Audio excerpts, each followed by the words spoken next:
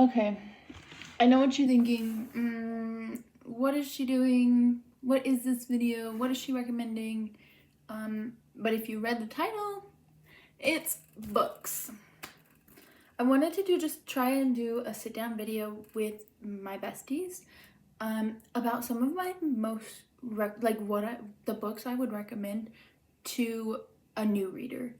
And so these books, they're two of them are part of a series, and then the other three are not at all. And the two that are part of series, one is an interconnected standalone. So for new readers, that is, you could just go and only read this book and be fine. Like, you don't need to read the first one or any of the following. There's 3 books in this series. But it's the second book, and you could just read this alone and you would be fine. And then the other book is part of an actual series, but it's the first book in a series. And so we'll just get started, and I will recommend you some books. Okay, the first book I have to recommend to you is The Woman by Kristen Hanna. So this follows a girl named Frankie. I just forgot her name. I swear I know the plot of the book. And she is in the war, and she's a woman, but she's in, like, it's Vietnam War that this is focused around, and her brother dies early on in the book. And then she decides she wants to fight in the war, but like as a woman at the time, you can't fight in the war. So the most she could do is like be a nurse. Not the most she could do, but like, you know what I mean? Like, that's still a lot, obviously. So she decides, okay, like, I will go and be a nurse then, in the war. And so this book is such a great depiction of Frankie before the Vietnam War, Frankie during the Vietnam War, and then it also shows after the Vietnam War in literally less than 500 pages. Yeah, I think it's like around 450, which I know to new readers is quite a bit, but also, like, you can crank this out if you want. I believe in you. And so I rated this one 4 stars. Was not a 5-star read. Kristen Hanna is a very popular author. I would love to get into more of her books if I could. But I would recommend this book. I think it does such a beautiful job at depicting how women felt at, like, during the war. I feel like most of the time when you hear things, like, the Vietnam War in general is not talked about very much. But and like, I feel like when you hear wars, like, it's mostly like World War II that you hear about, you know. But then, like, also, like, a lot of like grandparents, like a lot of our grandparents served in World War II. If you're around 20, like in between like 15, 28-ish age, I would guess. And so obviously, like, almost everyone knows like a person that served in the world, if in the war, if you're in America. And I've never thought about the implications that could be had if you were a woman, because, like, yes, it's so difficult for men serving in the war because they do have to fight, like, right up front in the battlefield, you know. But also, like, the women, they don't have any support after the war. And so this was kind of depicted in this book, and I thought it just did such a beautiful job at it. And I would honestly, it's a historical fiction. I would love, like, this book made me want to read more historical fictions. And so keeping it up on the historical fiction train is Lovely War by Julie Berry. This book was a 5-star read. I'm obsessed with this book. I don't know if you can see super well. There are a couple highlights in it. So this book follows it has 4 main characters.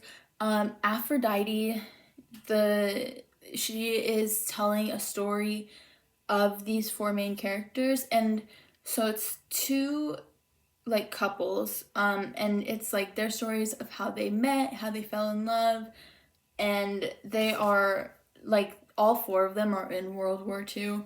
And so it just shows such a great depiction of how they met, how they fell in love, and how they became friends with each other also.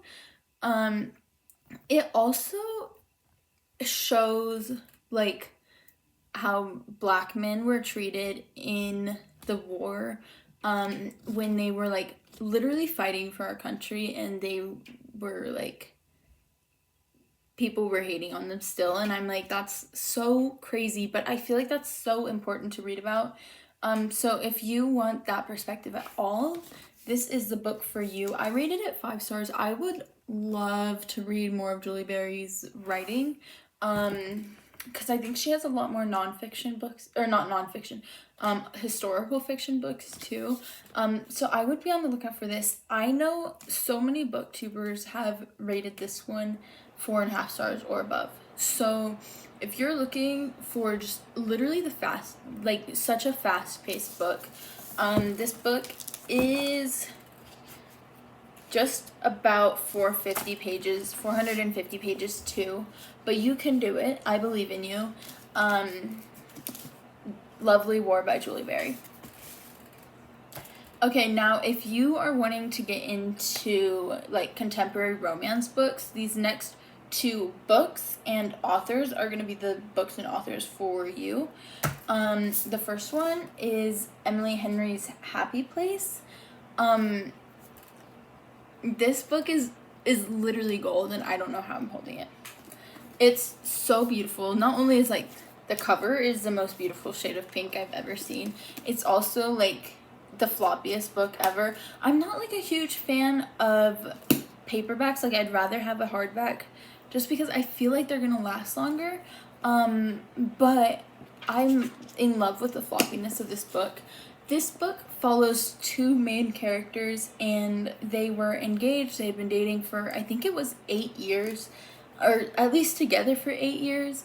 And they were engaged. They had met and were friends in this group of friends. There's 6 of them, and they were all friends, and now all 6 of them are like coupled off. There were only 5 originally, and then like an additional one joined in, and she's like part of the group too because she's married to one of the other ones, or she's partners with one of the other ones.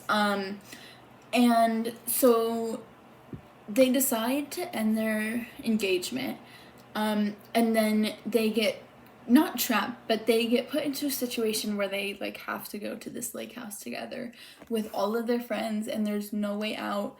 Well, they're obviously, okay, they have free will, but like it's not like a horror movie, or horror thriller book or whatever.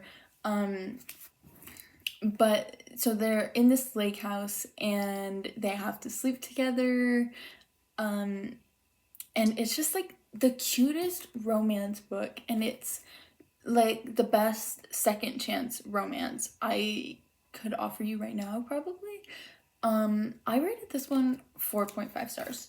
There wasn't anything wrong with the book. I just felt like something was missing, and that's okay. But I am wanting to read more Emily Henry books.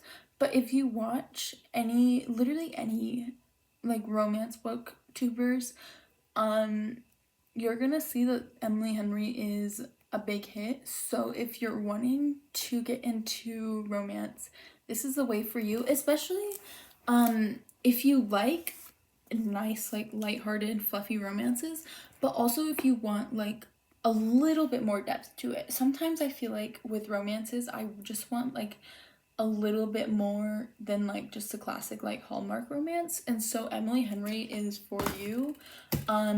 Also, one I could strongly recommend is Abby Jimenez.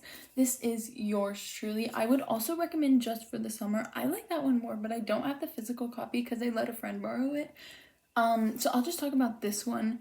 Emily Henry and Abby Jimenez write extremely similar to each other. I've read all of Abby Jimenez's backlist actually, and so I've read every single book she's written. I would say if you're going to read any Abby Jimenez books, read the newest like 3 books, her newest like trilogy. I don't feel like you call it that in romance, but it's her newest like recent series. And so there's this one. It's called Yours Truly. It's about two doctors who end up working together. They get caught in like an office romance. She kind of likes to go and like hide out in this storage closet, and he has really bad anxiety, and I feel like it's like such great representation for people with anxiety. And so, and she also has like a brother who just has a lot of medical issues, and he, if he wanted to, he would. And if you're gonna read this book, you'll understand. It's so beautiful. I feel like there's not a lot I can share about this book without like spilling the tea. I don't want to give too much away. It's just like such a beautiful contemporary romance, and I'm gonna recommend this book for till the day I die. Also, if you're wanting to read just for the summer, I like that book better. This one was a 5 stars. Just for the Summer was also 5 stars, but it's gonna be in like my 6-star category of like the best of the best, like this cannot be beat. And that one is about a traveling nurse and just like a man from Michigan. And so she goes to Michigan and like they fall in love. But that one I feel like has a lot more depth than any of other Abby Jimenez books, which is saying something because I feel like all Abby Jimenez books have a lot of depth in their characters. But this one you see a lot and a lot of character growth, and I appreciate that in a book. That is something I like strongly look for, is character growth. And so Abby Jimenez, if you're wanting to read any, this one and Just for the Summer do that for you. This book is just under 400 pages, and Happy Place is also just under 400 pages. And then the last book I'm going to recommend to you is Powerless by Miss Lauren Roberts. So this one follows Peyton and Kai. And Peyton is like a hunter. He hunts ordinaries. And oh no, sorry. Kai is a hunter and he hunts ordinaries. I swear I know this book. And Peyton is just like an ordinary person. And so every single person in this land has powers. And if they don't have powers, then they like are supposed to be dead. Like they're not supposed to be there. So there's not supposed to be any ordinary people. But somehow like a few did make it through. And so like kind of like a purging, and so they've made it, some people did make it through, and Peyton is one of them, and Kai, his job is literally to hunt down people who aren't supposed to be alive anymore. And so he's supposed to hunt down Peyton, but he doesn't know that she's an ordinary person. And she's been trained her whole life to pretend to have like this one skill that is like nobody else can grasp. And then she gets randomly put into like these Hunger Games style challenges, and Kai is in them as well. And so as you can assume, there's a little bit of a romance in them. If you are looking for like a YA fantasy read, this is gonna be the book for you. There is no spice in this book, and I appreciate that. I actually don't mind reading a little bit of spice, but I feel like sometimes it's a little overdone, so it's like I'd rather take nothing than like too much, you know what I mean? And this book has none. It is kind of a hefty read if you're a first-time reader, but if you're like, but also this is like the perfect intro to fantasy book, because it's like not super heavy. It's like leaning into dystopian, but it's still fantasy. It's just under 500 pages, but the romance in this is unlike any other fantasy romance I've ever read, and it's so beautiful. If you're looking for more mature romances, I would argue that you go and watch my ACOTAR vlog, and maybe read ACOTAR.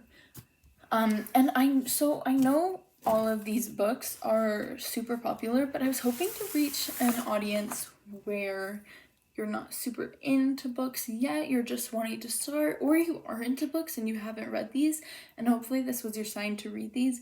Let me know where you fit in that category, because I have loved these books. Also, if you've read these books, let me know, or if you are about to read these books, let me know, and let me know what your thoughts on them. That is all for today's video. Don't forget to go and like, comment, and subscribe down below. I'm just trying to make a cute little booksy community. Thank you.